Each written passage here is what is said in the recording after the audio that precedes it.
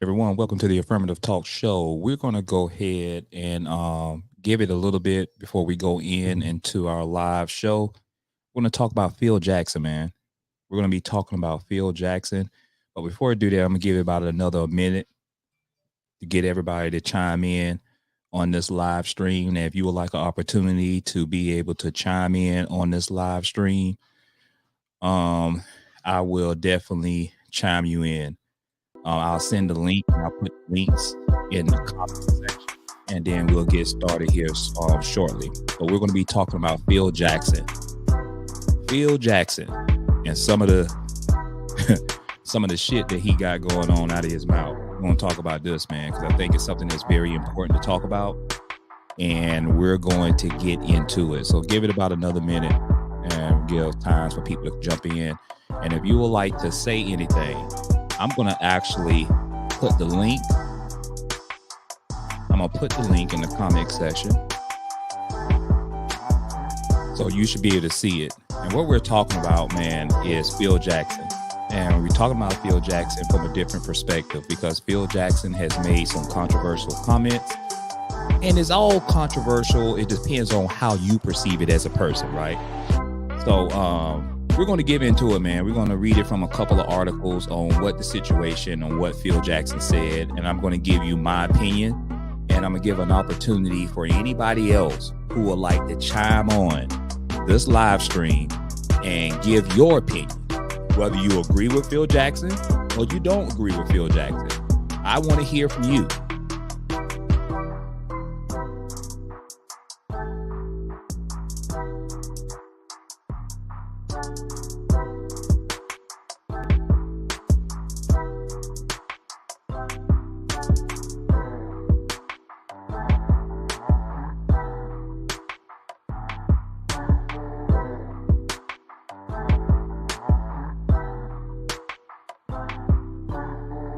Yeah, buddy. Yeah, buddy. All right, let's go ahead and get into it, man. So I'm going to share an article from Clutch Points, where you can kind of understand the basis of my perspective. And we're going to kind of break it down here. So Phil Jackson, we all know who Phil Jackson is. If you don't know who Phil Jackson is, just look it up by Google. He coached a lot of NBA Hall of Famers. For an example, he coached Michael Jordan, Scottie Pippen. He coached Shaquille O'Neal and the late, great Kobe Bryant and a lot of other players, right? And he led a lot of teams or several teams to NBA championships, which was the Chicago Bulls and the Los Angeles Lakers. Now, the reason why I'm doing this live stream is because Phil Jackson had said one of the reasons why he stopped watching the NBA years ago, which was back in 2020, is because he feels and believes that the NBA has become too political. So let's read this article, man, so we can kind of understand. Because what I like to do on my platform is I like to kind of give everyone an opportunity to express their opinion and speak out about it. We at the end of the day, man, it's all our opinion, it's all our beliefs, and it's all our viewpoints. So Phil Jackson has said that he believes that the league has become too political during the 2020 NBA playoffs bubble. So when he made that comments, you've had several people, well, you could say several, a lot of people that have come out and said a lot of things about Phil Jackson. Jackson comments have sparked a widespread criticism. One of them was Jalen Rose, and he had made some comments towards Phil Jackson. This is on Twitter where you can listen to Jalen Rose viewpoints. So this is Phil Jackson said he hasn't watched the NBA since the bubble. He said that they even had slogans on the floor and the baseline. It was trying to bring a certain audience to the game, and they didn't know it was turning other people off. People want to see sports as non-political. Phil Jackson is full of it, man. Let me tell you why I feel Phil Jackson's full of it, man. Let me tell you how Phil Jackson really feel. Phil Jackson comes off as a racist. He comes across as a person is that like he don't understand that. Do he understand that 80% of the league, give or take, is the makeup of black athletes in the NBA? Do he understands that? Do he understands that the reason why he's arguably one of the best coaches, NBA coaches in NBA history, is because of black athletes? Michael Jordan, Scottie Pippen, Shaquille O'Neal, Kobe Bryant. Does he realize that? Now, I want you to realize something about this dude right here. This dude in this picture. See, sometimes, man, this what you have when you have white folks like this, is particularly white men who get in their feelings because they don't want black people to speak out or speak up against injustices in this world. And when black people or black athletes really do speak up against the injustice of this world because they have a platform, he gets all in his feelings, and then he's like, no, you should just shut up and play basketball. All y'all should just shut up. Y'all shouldn't wear Black Lives Matter t-shirts. You shouldn't wear things that to me is offensive. It should be only about basketball. But isn't you the same white man, Phil Jackson, that you was anti-war back in the days that you played back in the 1970s, early 80s? Wasn't you the same person that took a lot of hallucinating drugs out there? And how you believe in how certain drugs will actually allow you to become one, allow you to be at peace and come to the center of yourself? Wasn't you the same person? Because this is the stuff like this that comes out your mouth, makes you sound and look stupid as hell. It really does. Because you sitting here saying like the league is not made up of black athletes. And for you to say that the NBA is suffering because it has become too political, last time I checked, man, is that there are still millions of people that are watching the NBA beyond your belief system, beyond what you may believe. See, the world has evolved, Phil Jackson. We're no longer living in the 60s. We're no longer living in the 70s, Phil Jackson. See, these are the things that the Dick Gregory was talking about. These are the things that the Bernie Mac was talking about. These are the things that the Dr. Martin Luther King Jr. is talking about. No matter what did you do for the white man will try to do everything that he can to tear you down. Phil Jackson, you should be ashamed of your damn self.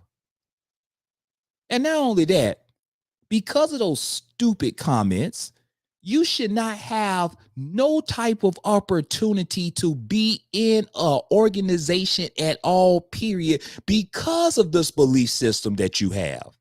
Because it could be detrimental to the organization, because you're the type of white man that sit here and want to ridicule black athletes because they speak out against things that are going on in the world. And let me bring up another point, Phil Jackson. Do you know who Muhammad Ali is? Do you know Muhammad Ali was one of the biggest athletes in history that spoke out against the injustices in this world? When he was drafted to go to war, Muhammad Ali said that I am not about to fight for this country. You know why I'm not about to fight for this country? Because the Vietnamese don't hate black people. The Chinese don't hate black people. I live in a country right now with your white people that hate black people. And it's not all white people, but some. And these are white people that's in prominent positions.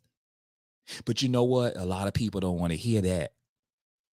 A lot of people don't want to hear those type of conversations, but it's the reality of the situation. How you have someone that have the absolute audacity to feel that he can come out his mouth and he can say this thing without nobody blowing back at him.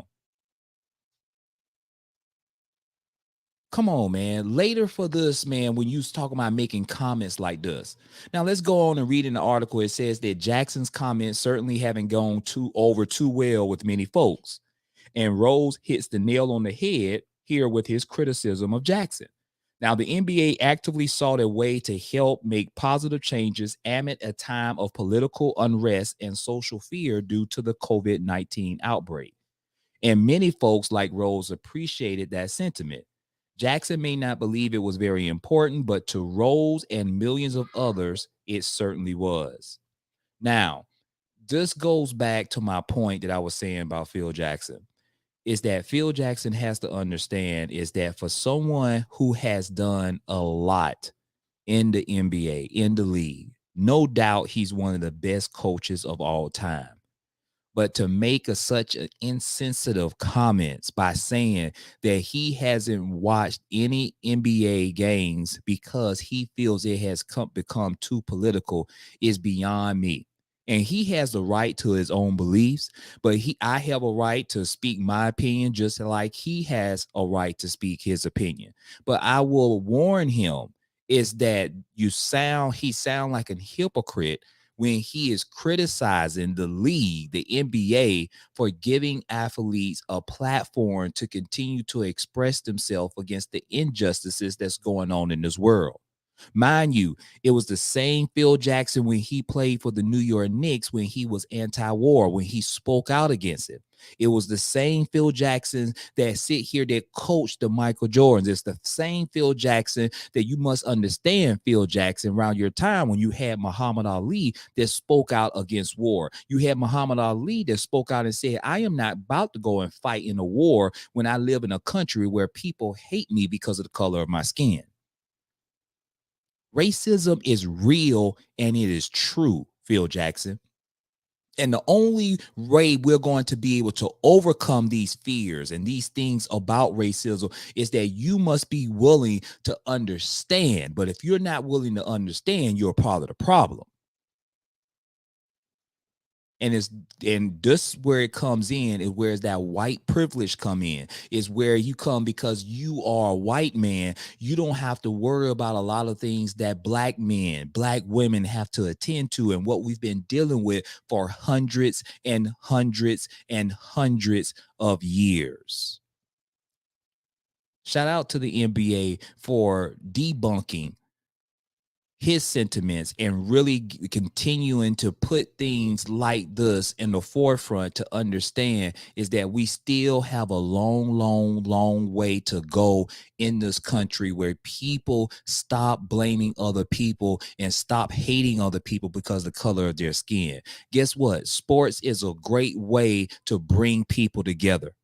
It really is. But at the same token, if we have an organization like the NBA that gives black athletes, black superstar athletes, an opportunity to be able to speak up and speak out against things that has been going on, especially within the last 3 to 5 years of unarmed black men and women that's been getting killed. This is something that is so very important to have these conversations, and we have to have these conversations. And guess what? It's cool for you to still have your belief, but it's also cool for people like me and a lot of other people who are willing to speak up and speak out against the injustices of this world.